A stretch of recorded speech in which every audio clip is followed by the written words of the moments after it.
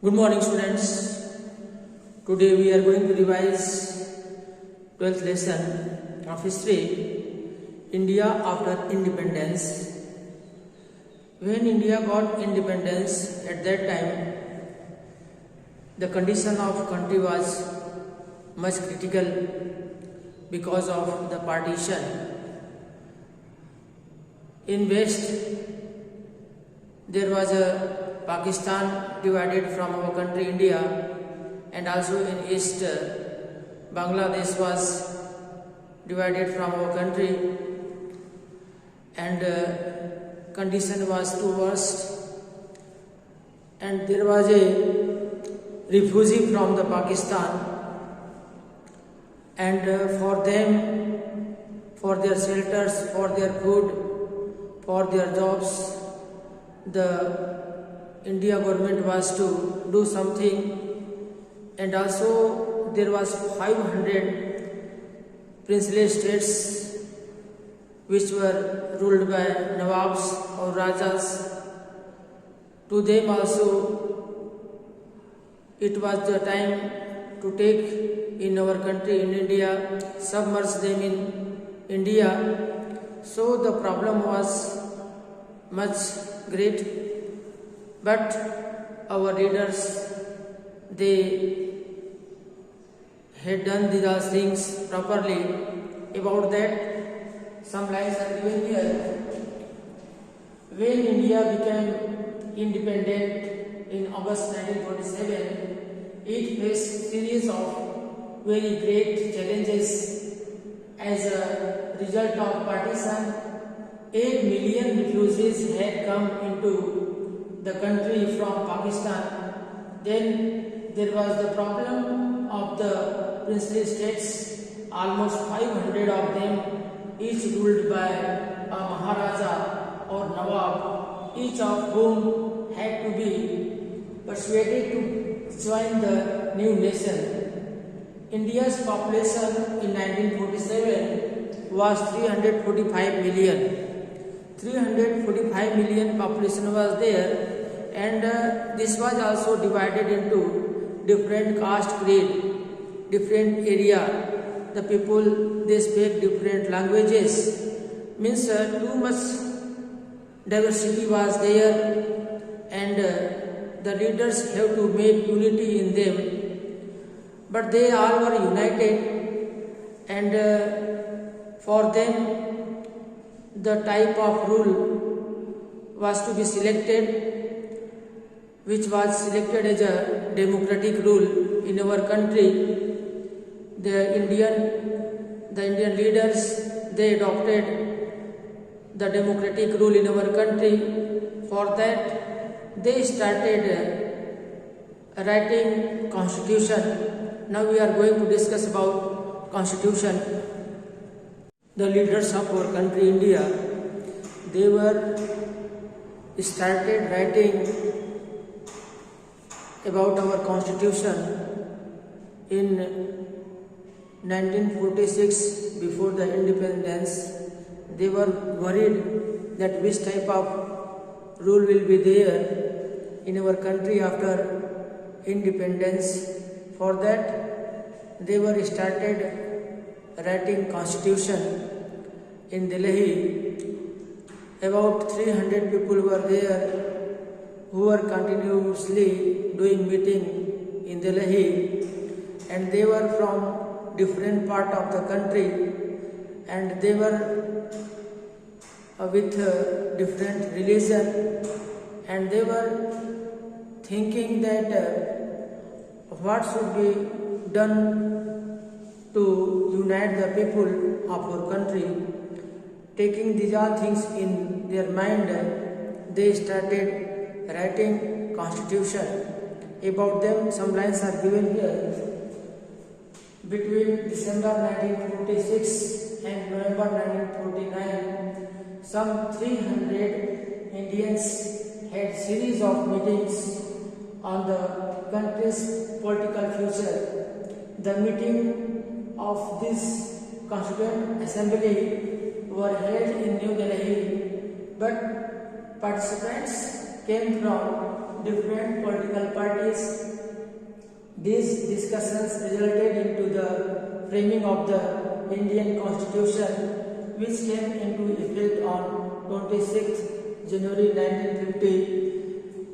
On 26th January 1950, our Constitution was amended, and it had taken many features. About that feature, now we will discuss some features of our Constitution are that it adopted universal adult franchise, and also the people of our country India, they all are equal in front of law made in our Constitution. And some people who were very poor and their position in society was not good, for them special privileges were given. For them, some lines are given here. One feature of the Constitution was its adoption of universal adult franchise. Second feature of the Constitution was that it guaranteed equality before the law to all citizens regardless their caste or religious affiliation.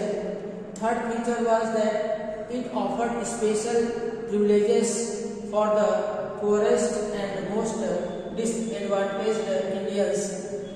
In our Constitution, reservation is given to the scheduled tribes, scheduled caste people. In this way, in our Constitution, the care of people is done who are most poorest and disadvantaged category. Now we are going to revise the topic about how a state to be formed. Students, you know that in our country much diversity is there, and in different area different languages are spoken by the people, and the physical feature of our country is also differ from place to place. Some areas comes under mountain, some areas are plain, some areas are plateau, coastal areas are there, islands are there, and people who are living there, they speak different languages. Question arises that how state to be formed. States were formed according to the languages which were spoken by the people. In this way, there was a division of our country in states, but our leaders were afraid that if we divide our country into states, there may be violence, because at the time of separate country like Pakistan, there was too much violence and lakhs of people were killed. That is why the leaders were afraid. Pandit Jawaharlal Nehru, Vallabhbhai Patel, they were too much worried that how state could be formed. But at last, due to different movements for separate states, states were formed according to the languages spoken by the people of our country. In South India, the Tamil people, they speak Tamil.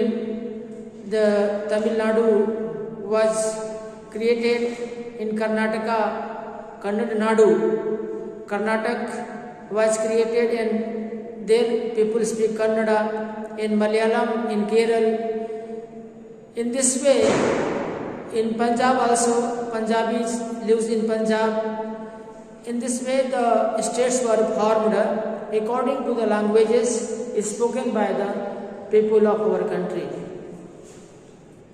Next topic is planning for development. India was very poor when it got its freedom from the Britishers, because British had not done any type of development in our country. They were utilizing our resources for their own profit. After independence, the government of India started thinking about the development. For that, 5-year plans were made, and for all 3 sectors, development was started. In primary sector, for agriculture, many canals were made. For electricity supply, dams were made in our country. As Pandit Jawaharlal Nehru told that dams are the modern temple. It means the multinational project dams, they provided electricity, they provided irrigation facility, and also many uses were there of the dams in the development of our country. In 5-year plan, at first in primary sector, irrigation facilities were made and different fertilizers factory were created, and in secondary sector, industrialization was started all over our country. At first, as you know that iron and steel industry is the basic industry which provides raw materials to all other industry. They are set up, and in many area, in Bokaro, in Bhilai, in different part of the country, many steel plants were created. And then in tertiary sector also, roadways, railways and waterways, they were created to do trade with foreign also, in our country also. In this way, the development was started in our country after independence. The next topic is the nation 60 years old. Not we got independence in 1947. Now it is 70 years on. And what is the condition of our country? In our country, we have developed in all 3 sectors. In primary sector, we are doing modern farming. We are using different type of machine for cultivation. We are using high yielding variety of seeds and chemical fertilizers, and we are growing more and more crops by using modern farming method.